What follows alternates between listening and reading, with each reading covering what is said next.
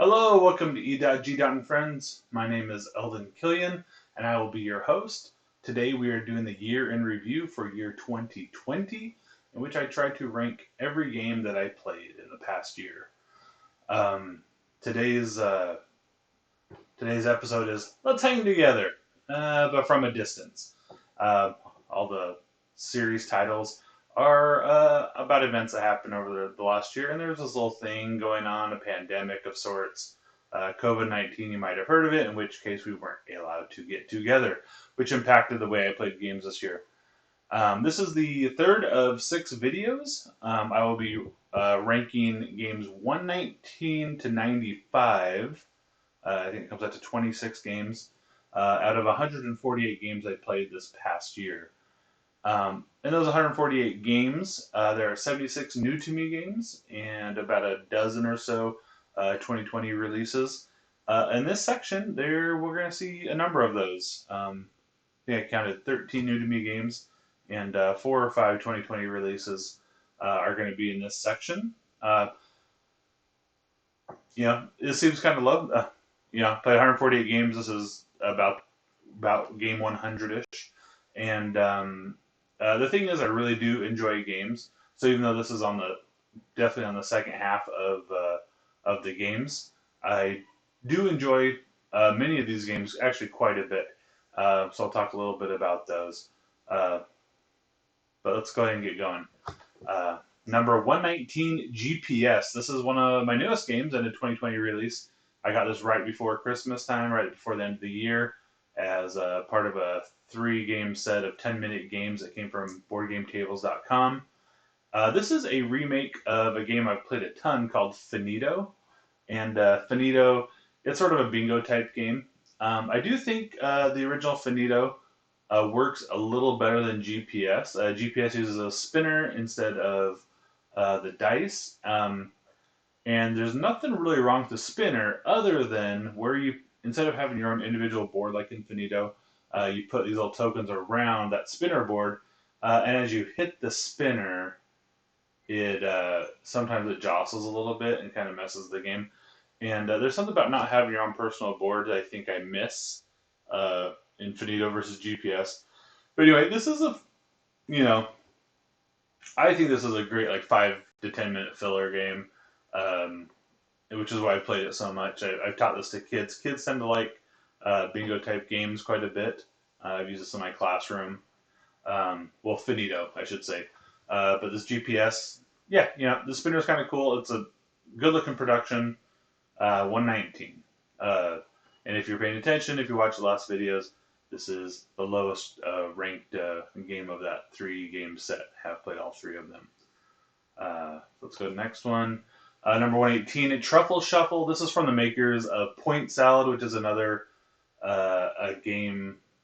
It's a card drafting game. This one's about chocolates, and you have this pyramid type draft where the cards are laid out in a pyramid. Some are visible, some are not. As you pick up cards, more cards become visible.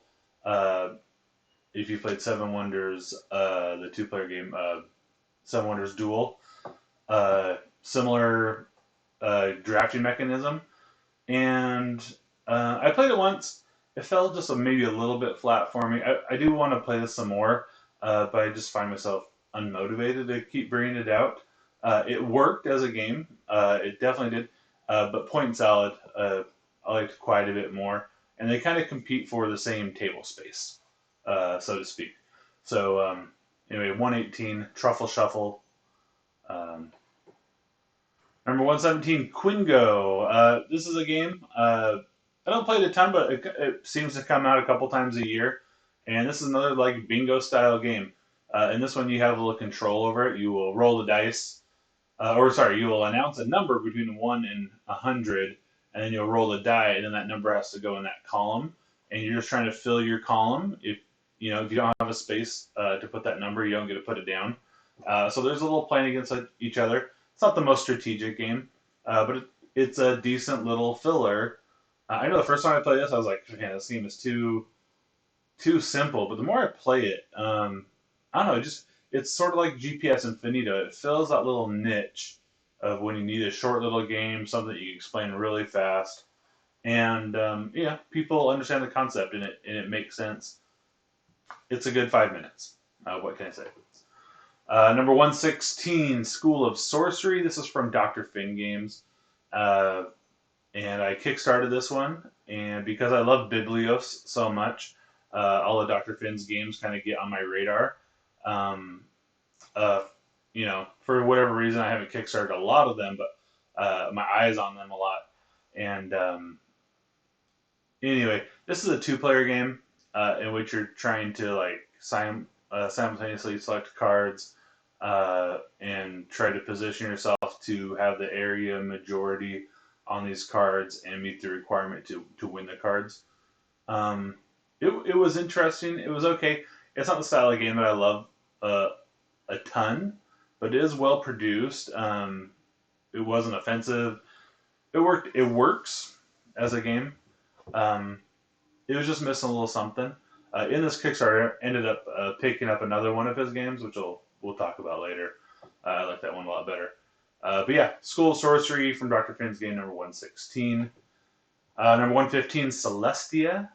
This is a game about navigating an airship from Cloud City to Cloud City, and the further you get, the more points you get.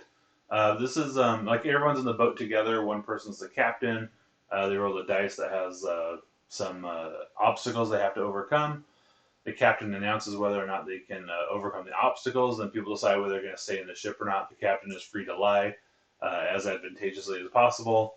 And because the thing is, if you get out of the ship, you do guarantee yourself some points. If you stay in the ship, you have an opportunity to get even more points. And the one little twist of the game, the captain can't leave the ship unless everybody gets out.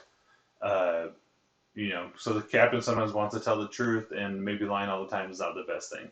But if you can't get everybody out of the ship, you can kind of make a run on your own to go further up and try and get some big points. But tend to push your luck a little bit, and you lose. I don't know if I've ever won this game. I like to push my luck. Anyway, Celestia, number 115. Pretty good game, and it works in some situations. The one thing I don't like about the game is the cards don't have any text on them, and some of them are a little bit confusing, especially for new players, or even me. Every time I have to look up what the cards do and when you can play them. I wish it said it on the card, or if it was a little more clear when and how those cards play. But like sort of these special ability cards let you kick people out of the ship, or the only one that people understand is rocket ship. Oh, rocket ship! I can, or the jetpack. I can get it out of the ship. But the other ones, they're just a little too confusing. Anyway, Celestia. Number 114, Dizzle. This is a roll and write game in which you are rolling a bunch of these little tiny dice, and then you are drafting the dice.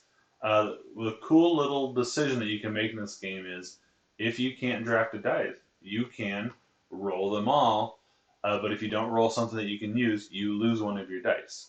So it's this cool little kind of pushing your luck. I don't know. There's a little bit of luck to the game, but no, quite a bit of fun. Number 114, Dizzle, and I accidentally spoiled the next one. Number 113, Catan History, Settlers of America, Trails to Rails. This is a version of Catan where you are set in America, and it's mimicking the westward expansion of the continent.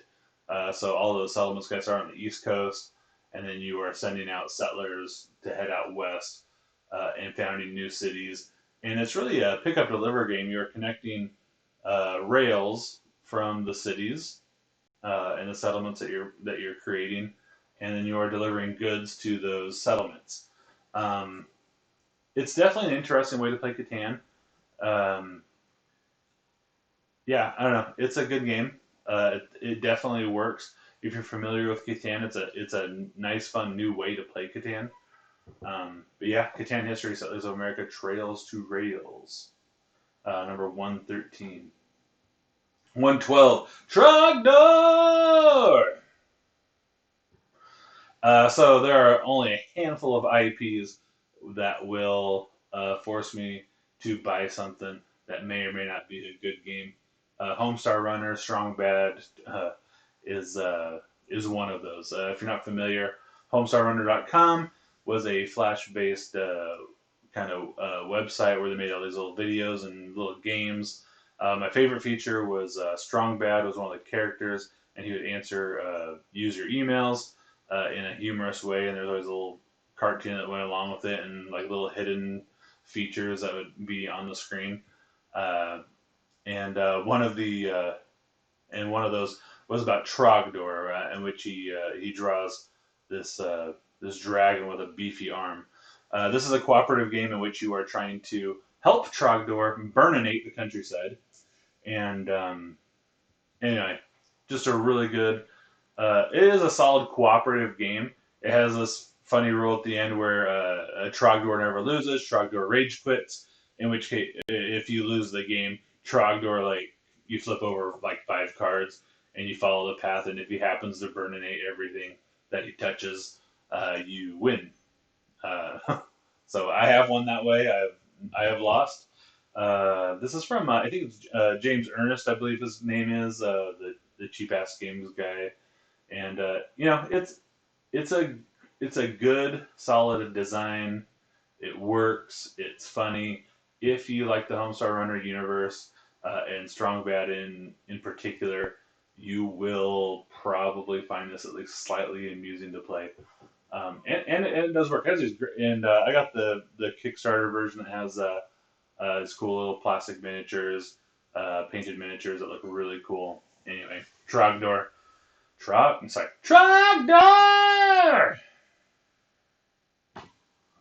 Number 111, Detective Club. This is another new to me game. Picked this up at Barnes & Noble, I think. So this is a game where you are... it's one of those games where one person picks a card, and everybody else is... And then there's a secret word that goes out to everybody. Except for one person doesn't know the secret word. And that person's trying to play along and blend into the group, and everybody tries to guess who is the person who doesn't know the secret word. I've only played it once. I feel like I would like it more if I got some more plays in.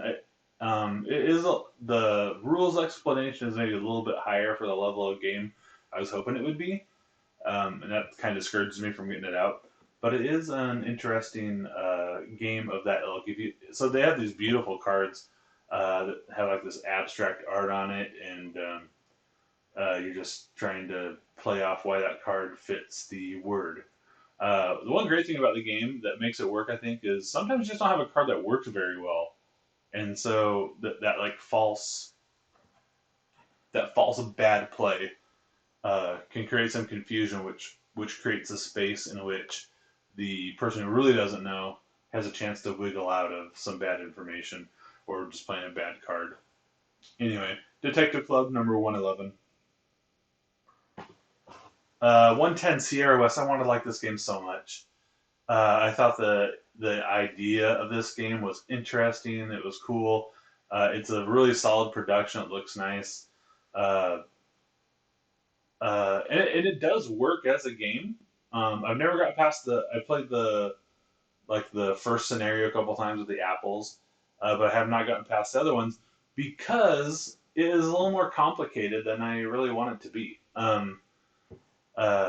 Like explaining, it took me forever to read and practice like how a turn works, and then explain that to other people is a chore, which is really a shame because it is. I think once you figure it out, it is an interesting puzzle, and it has sort of this deck building aspect. Although you don't really get through your deck very often, which may be a little negative on the game. If I'm building a deck, I want to go through the deck a few times. You don't really get to do that. There's an error on this. It says the BGG rating is 7. Oh no. So the rating is 7. The rank is 2,229. Yeah, I really wanted to like this game. I really, really did. I don't know. It's okay when it comes down to it. 109 Fabled Fruit. I have just been trudging my way along. So this game comes with a big stacked deck of cards, and as you complete objectives in the game, which you're trying to collect fruits to make these fruit juices to win the game, and But as it comes with this big stack of cards, and as you finish one recipe, another recipe card comes out. But as you go through the deck, there are different recipes, and so like the actions and all the cards, all the recipes have actions on them. So the actions that are available to you change every time you play the game. And anyway, I think it's really interesting. Um, I do want to finish all of it. I'm pretty close. Maybe 2 more sessions, 3 more sessions, depending on how long people want to play with me. I try to play a couple times in a row. Every time I play, it's just interesting to me. I do think some of the cards that kind of lead everyone to having like a competing, like there's definitely a best way to win with that set of cards, but eventually those cards go away and the game changes. And everybody's experience with the game will probably vary a little bit, even starting with the same thing, because you'll finish the cards in different orders, and the actions that will be available from game to game will be slightly different. If I started this all over again, it would probably progress slightly different. Anyway, Friedman Freeze does some weird, wacky things, and I appreciate his style and I appreciate his sensibilities. Although they're not that sensible. Sometimes he does some really weird and crazy things, and this is one of those in which it's sort of a legacy game-ish. I think he calls it the Fabled system. And yeah, interesting game. And I definitely, hopefully 2021, I'll get this finished all the way through. 108 Head of Mousehold. This was a new to me game. I got this last Christmas, and I played it in January and February, and haven't revisited it since. But this is an interesting little, like, simultaneously you are choosing some cards, and you are trying to get your mouse to get the cheese. The trick to this game is you want to be second, and sometimes third, in line to get the cheese, because the first mouse to get to the cheese gets snapped by the trap, and the second one sometimes gets caught by the mouse. And so you're trying to position yourself to be the person that gets the cheese.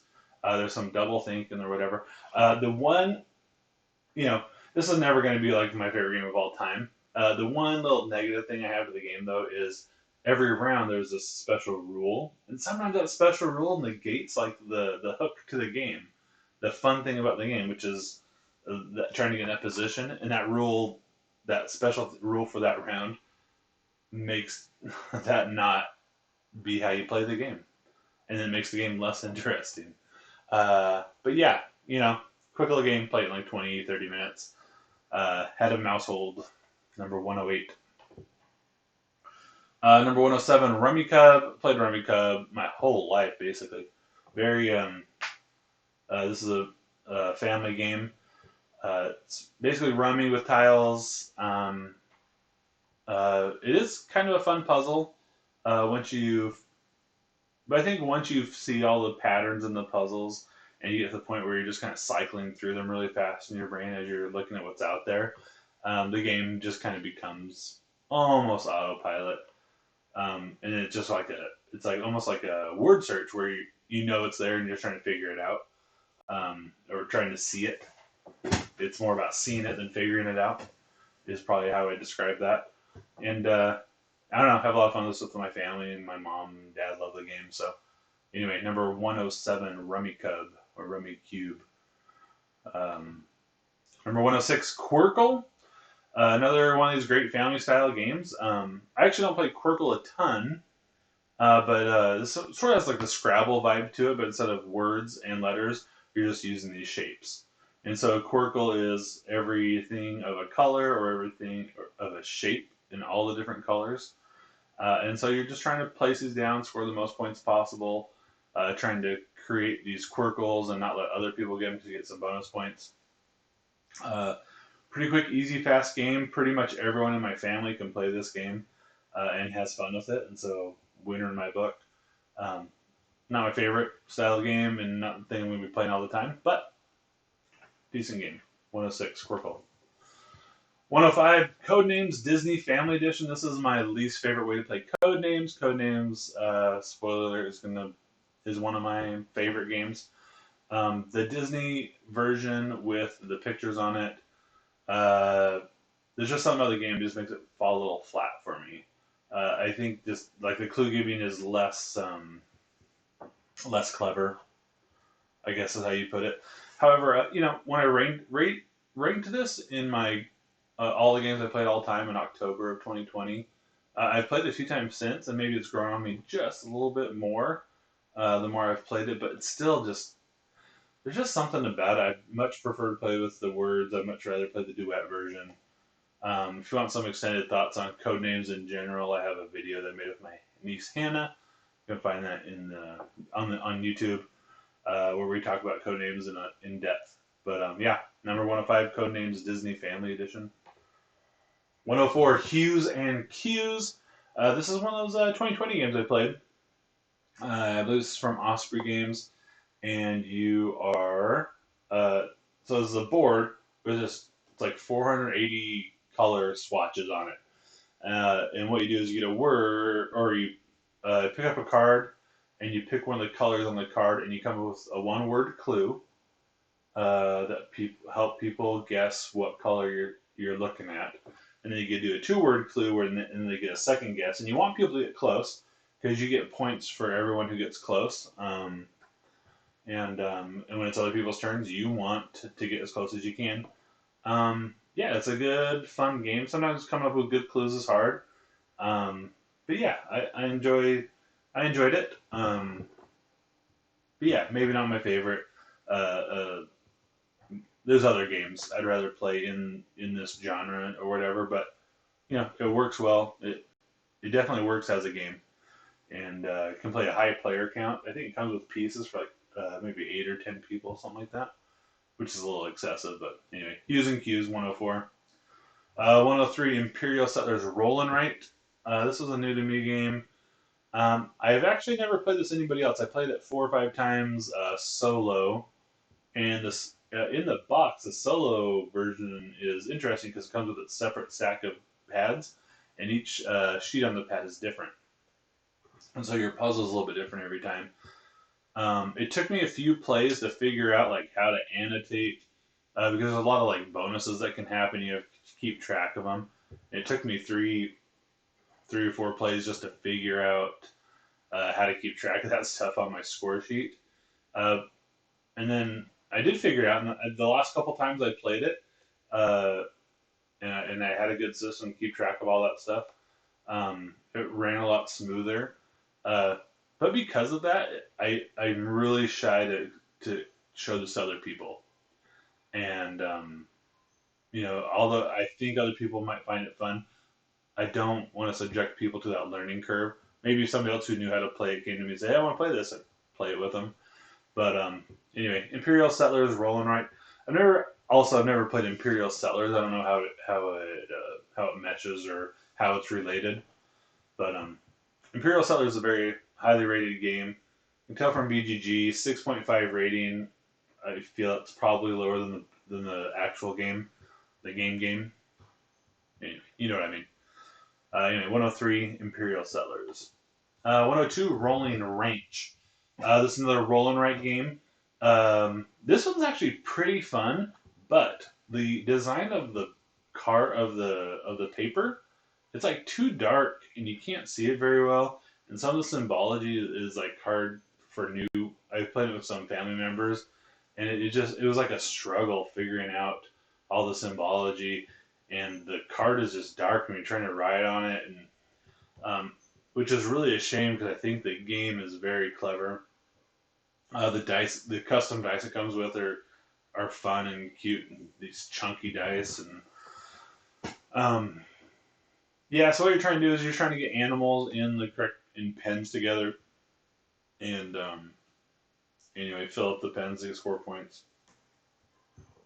It's a pretty good game, but again, I'm shy to bring that with other people. One, it's hard for me to see the cards, and so it kind of lowers a little bit. But yeah, I don't know. Rolling Ranch, number 102. 101, Axio Rhoda. This is Reiner Knizia's riff on his own game. He has a game called Ingenious, which I've never actually played, but I used to have the app on my phone. and so I played it a lot digitally. And this Axio, then he made an Axio version, which is in the original game it was like double hexagons, like they come out like 10 sides or whatever, and they have two symbols on them. And then Axio, he came out, which was squares, and then this Axio Rhoda is they're squares and they are the tiles are built a little differently from what I can tell. And this is a pretty easy game. I play this game with my mom and my aunt, who like Rummy Cub and games like that. They like to play games, but they don't get into the heavy games. And yeah, my aunt I had to tell her what to do all the time, but eventually she figured it out and beat us. And anyway, uh, the cool little trick to this game, which Reiner Knizia does this with a number of games, is your score is the color or symbol you did the worst in. So you're trying to score evenly in all your things, so your lowest one is worth a fair number of points. Anyway, Axio Rhoda, number 101. Number 100 Pictures. This was this last year's Spiel des Jahres winner. I don't know how deserving it was. I did play all of the nominated Spiel des Jahres games. This was not my favorite. I'm trying to remember, Nova Luna and My City. And man, if I had to pick one, this is maybe not the strongest Spiel des Jahres nomination group, but man, I've really been liking My City and Nova Luna quite a bit. I'd probably give it to My City. I guess we'll find out as we continue our rankings. But yeah, but Pictures is not bad. What's cool is so there's a bunch of cards in the middle, and everybody has a different set of things, like cards with emoji type things on them, sticks and rocks, and like the wood dowels and shapes like that. And one of them's like these cubes, just like little colored cubes. And what you're trying to do is you draw a tile that refers to one of the cards in the middle, and you have to recreate that card using the materials that you have that round, which never are the best tools to make that picture. I find the cube one the easiest. I think everybody pretty much were able to guess that one pretty easily. But it was, it's fairly fun. It's in that style of game. It's like a good couples game. Like if you had a couple married couples, or uh, kind of mixed gamers, maybe lower level gamers with higher level gamers. And it works. It's that level of game. It just kind of works. Anyway, number 100 Pictures, my number 100 game of 2020. Number 99, The Fox and the Forest. This was this is on the Spiel des Jahres recommended list. It wasn't nominated for the award, but it was recommended. And this game is a couple years old in English, but I picked up a copy at a game store and got it played a few times. It's a two-player trick-taking game, which is hard to do very well. But the kind of it has like has sort of a shoot the moon type push and pull to it. You want to win more tricks than the other player, but if you score too many, it's not as good for you at all. Like I can't remember if it's better for them for you to do that or not, but you lose value when you go over the target number of wins. You want to just barely beat them, which is sometimes tough to do. And then some of the cards have like special powers, and things get a little wacky. But yeah, pretty solid trick taking game. And I think if I played it more, this would have gone up, just for whatever reason to get out to the table more often, which puts it at number 99. Number 98, Corinth.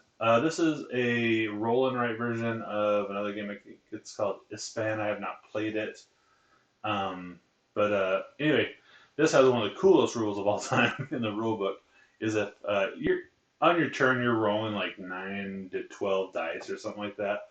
And if you roll all of a kind, so like a super Yahtzee, so like 9 to 12 of a kind or something like that, you not only win the game automatically, but you win the game forever. Every time the game comes out, you automatically win. Man, the odds on it have got to be astronomical. But I think it's a funny little rule. But the gameplay is interesting. You roll the dice, you position them out, and then you're drafting groups of the dice. So if there's like 5 2s and 1 1, if you take 2s, you're getting 5 2s, and you can do a couple different things with them.